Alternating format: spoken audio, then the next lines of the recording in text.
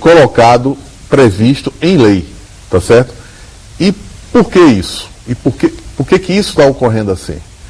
Inicialmente nós pensávamos que era uma questão de produção industrial, de tecnologia de produção. Hoje temos a clareza de que o que está ocorrendo é a falta de matéria-prima. Essa questão da matéria-prima é uma questão importantíssima e que todos no Brasil estão preocupados com esse assunto.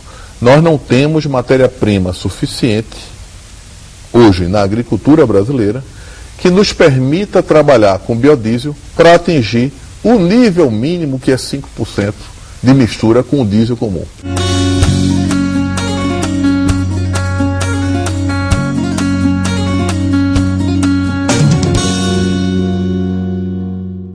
Dentro desse quadro, qual é o papel do biodiesel na matriz energética do país, na produção dessa energia no Brasil? Uma coisa é a gente falar de biocombustíveis, e aí eu estaria falando de álcool e de biodiesel. Outra coisa é a gente falar de biodiesel. Hoje, em termos de biodiesel, a participação brasileira ainda é muito pequena. Tanto é pequena que a participação do diesel do petróleo é mais de 95% no nosso país. Isso significa, sabe o quê? Que ainda temos hoje que importar diesel. Nós hoje somos dependentes de diesel na escala internacional. Nós importamos petróleo para gerar diesel. E nós temos excedente em gasolina. Por outro lado, na área de biocombustíveis como um todo, nós temos o álcool, que é, sim, bastante importante na matriz energética brasileira, tá certo? Hoje, os carros flex respondem pela grande maioria dos carros, mais de 80% dos nossos carros hoje são carros flex, tá certo? Os que trabalham com gasolina e álcool ao mesmo tempo, tá? Que é diferente dos carros que têm motor a diesel.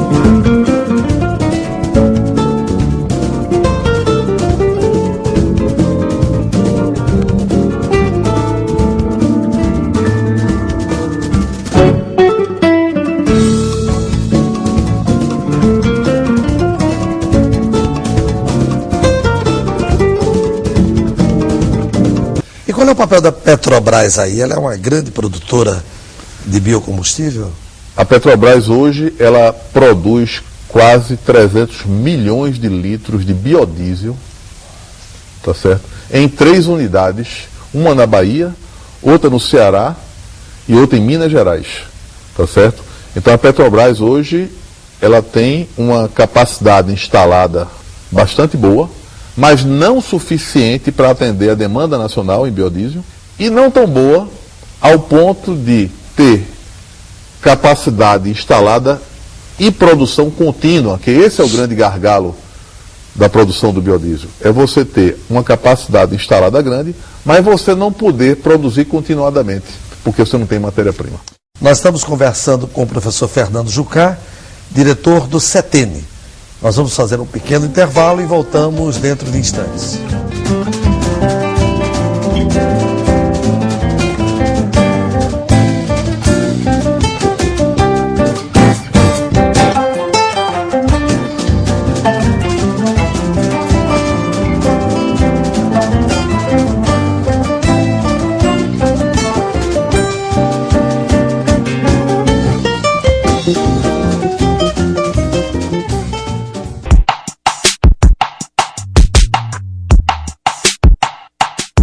Vai baixar o preço do combustível para o consumidor com o aumento da produção do biodiesel?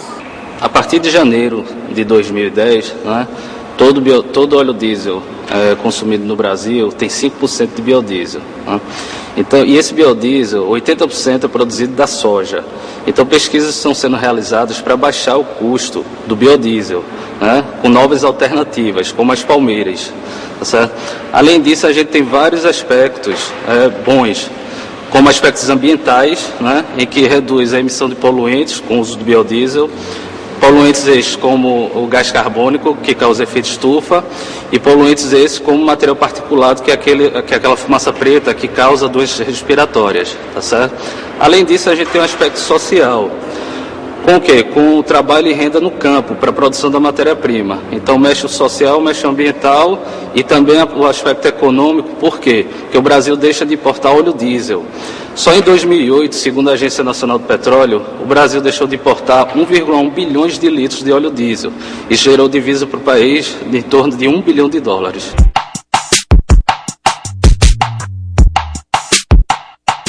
Professor, uma grande preocupação da sociedade hoje tem sido a ampliação da agricultura para fins de produção de energia alternativa, biocombustível e outras, né?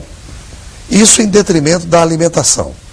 Como é que o CETENE vê isso? Hoje a cana trabalha, é implantado no país inteiro, ela ocupa uma área de 3% da agricultura brasileira. A meta é se chegar a 6% no máximo e longe dos 10% que o governo impõe como restrição à ampliação do setor da cana. Portanto, estamos falando do bioetanol, tá certo? Nós temos como política no CETENE, na área de bioetanol, para o álcool combustível, como política utilizar o bagaço da cana, não para queimar e gerar energia termoelétrica, mas o bagaço da cana para, através de métodos de enzimas, utilizando rotas biológicas, nós aumentarmos a produção daquele hectare em 30%. Então, ao usar a celulose do bagaço, ao utilizar a celulose da palha da cana, você é capaz, por uma rota enzimática, portanto um processo biológico, você é capaz de aumentar em 30% a produção daquele hectare de cana. Então, isso se chama verticalizar a produção, que é bastante diferente de ampliar a fronteira agrícola, como muita gente fala. Então, isso é uma meta nossa. Nós também temos uma outra meta para o bioetanol. Estamos hoje com a biofábrica de produção de cana-de-açúcar, produzindo 1,5 milhão de mudas por mês. É a maior biofábrica de cana-de-açúcar da América Latina. Nós somos capazes de produzir essas mudas a 7 centavos. Isso é um valor muito pequeno comparado com o preço de mercado, que está em torno de 40 a 50 centavos a muda de cana. Ora, dessa forma, nós não estamos procurando atender apenas os grandes empresários da cana-de-açúcar. Procuramos atender todo o setor de micro e pequeno e médio empresário que planta cana, que hoje são mais de 20 mil em Pernambuco, na Paraíba, em Alagoas. Tá? Então existe uma grande quantidade de pessoas que utilizam canas de baixa produtividade, canas de variedade muito antiga, e que nós estamos atualizando com canas mais produtivas e, que é melhor, permitindo o acesso a grande parte desses plantadores de cana por causa do custo. O custo é muito baixo das nossas mudas.